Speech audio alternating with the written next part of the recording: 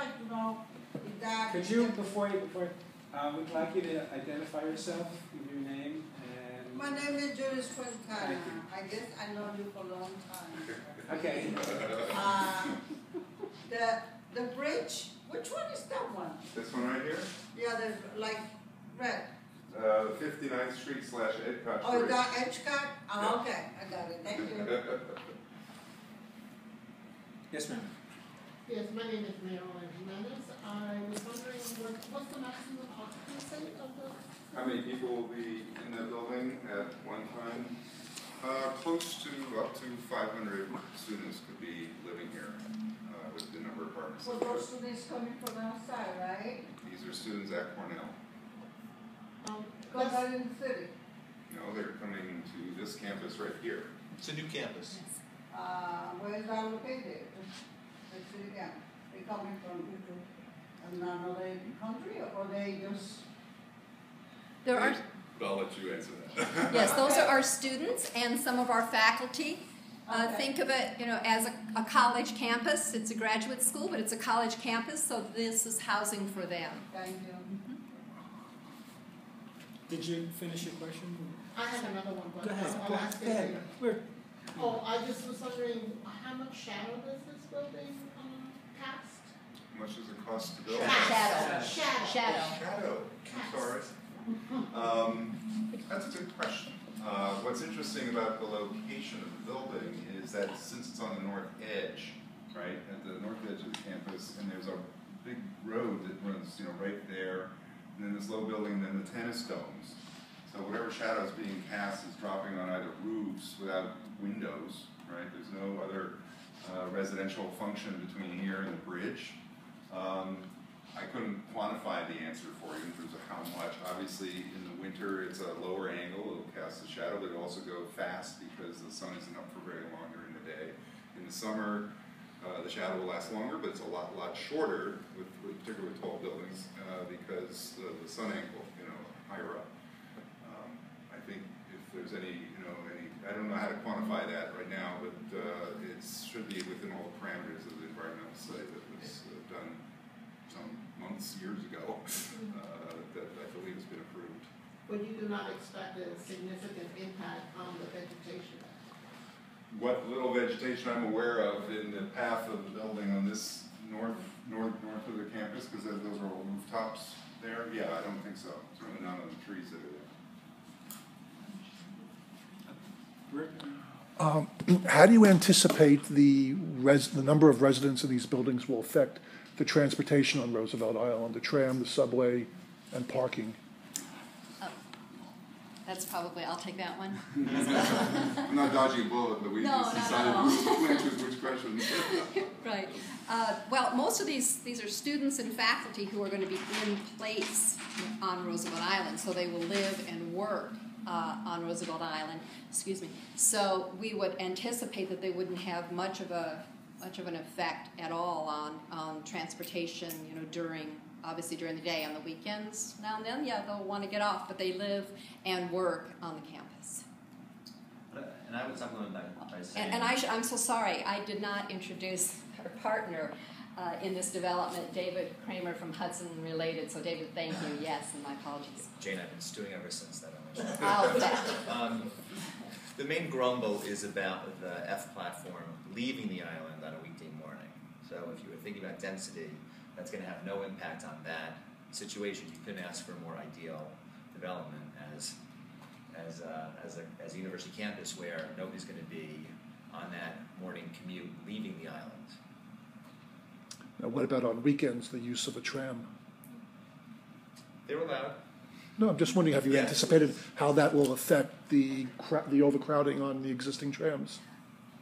The EIS, that was in the environmental impact statement, and they did not show that there would be an adverse effect on that for the subway or the tram. Okay, and what about garbage removal from the building? You're not going to be connected to the AVAC system, so how do you anticipate the garbage to be removed, and where?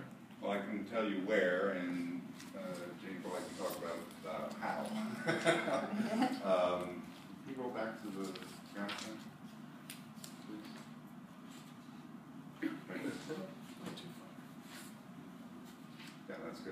So there's I mentioned before, there's a whole trash recycle storage room here. So the trash is actually coming down from the upper floors. We have three separate trash system bins. So actually residents are sorting their trash in their own apartments, and they can sort by dropping it right down the chute. It comes in here, it stays here until the time that pickup actually occurs. The trash would be brought out to this slightly expanded area of the sidewalk here on North Loop Road.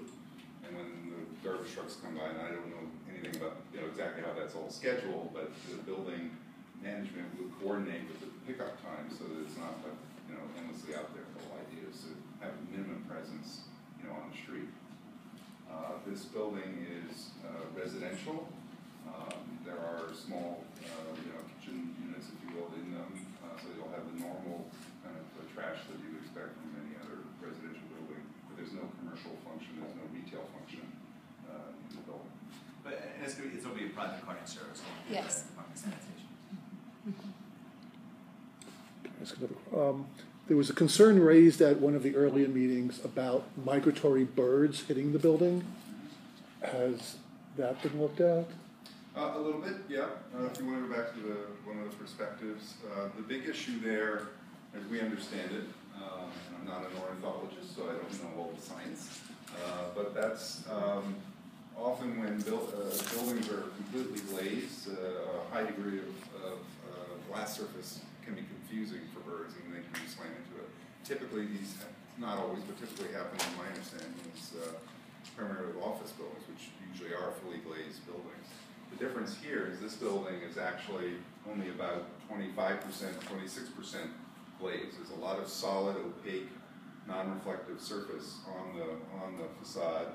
It's also broken up with a banding, so it breaks up the surface, so it creates a pattern that is, optically, discernible, as far as I'm aware, for our avian friends. So I couldn't tell you what will happen other than, we've given it thought, and we're trying to make sure, a building of this type wouldn't cause a big problem that way. The third element too, because it's a residential building, two things happen. In the evening, lights are on within the apartments, so it also creates a presence that way, just as every other residential building does.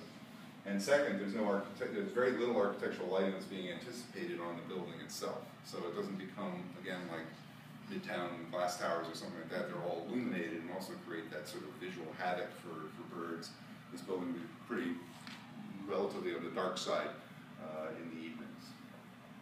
And it's hard to tell from the perspective, but will the top of the building be above the 59th Street Bridge? Nope, way below it. How far below it? How far below it? Yeah, I can't tell.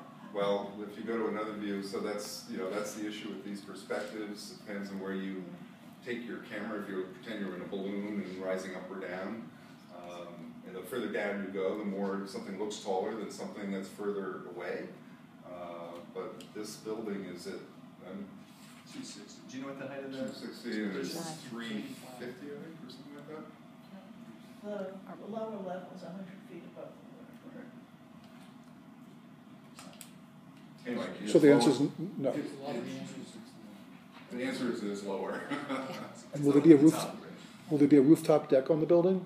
There is a small terrace right here for the common space for the residents on that side of the building. Thank you. The birds haven't been an issue for Riverwalk buildings. Any other questions? Yes, sir.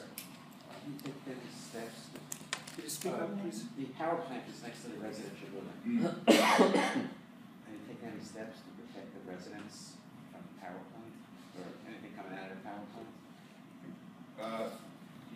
Yes, sort of, but the real answer is the steps have been taken within the power plant itself to protect the residents. So the construction, I don't know all the technical information off the top of my head about the central utility plant, the building that's back behind here. But that has a very high, relatively high fire rating for its roof enclosure as well as the walls.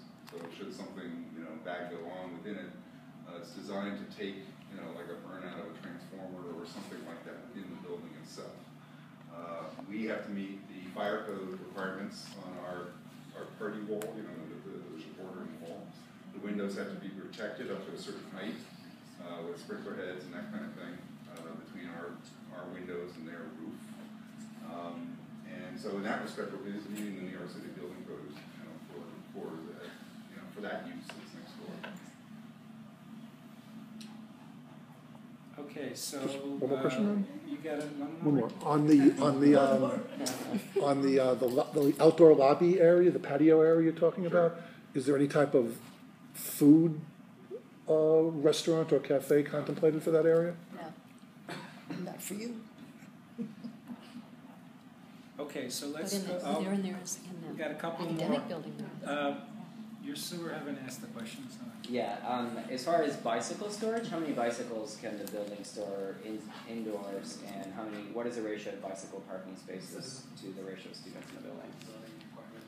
Well, we're We have meeting a ton of bikes. It's a lot of bikes. I couldn't give you the hard answer right now, but we're at or exceeding what the city zoning actually requires, as well as the LEED compliance that we're also seeking as a minimum LEED silver for the building. So it has to have that. I mean, it just seems like an ideal building, frankly, in Manhattan. It's Oh, yeah. for bicycles. Yeah, sure. Since, No. you're- Well, I don't tomorrow we know. go back to the big bike story. The owners devoting a fair amount of expensive real estate to that Yes. form of transportation Right. right We here. do All of have a that bike- right there is bike storage. Yeah, You and see, that's bigger, twice as big as the trash room. and I take it that's in line with Cornell's Yes. internal urban design policies and Yes. stuff. Absolutely. Thank you. Okay, anybody else? Okay, so let's go to the committee. Ellen, go ahead. In